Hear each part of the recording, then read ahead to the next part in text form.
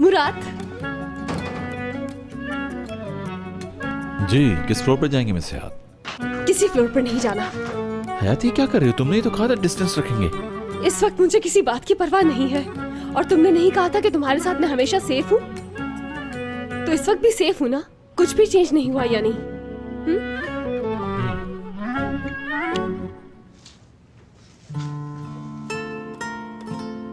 अच्छा अब आराम से पूछो, क्या पूछना चाह रही हो? तुम मुझे अभी भी उसी तरह वैसे ही चाहते हो? कहीं कुछ चेंज तो नहीं हुआ मुराद? सिवाय इसके कि तुमसे हर दिन पहले से ज्यादा मोहब्बत होती जा रही है।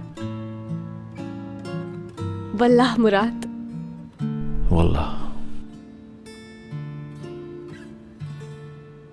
आज रात का हमारा क्या प्लान है? अगर नहीं है तो क्यों नहीं? क्या तुम्हारा कोई और प्लान है? अगर है तो कब है, किसके साथ है? सारी बातों की एक बात, हम क्या करने वाले हैं? जो पूछ रही हो उससे पहले मेरे सवाल का जवाब देना होगा, तुम जानती हो ना।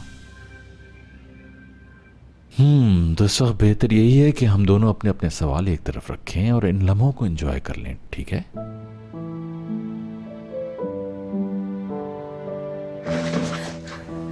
मुराद,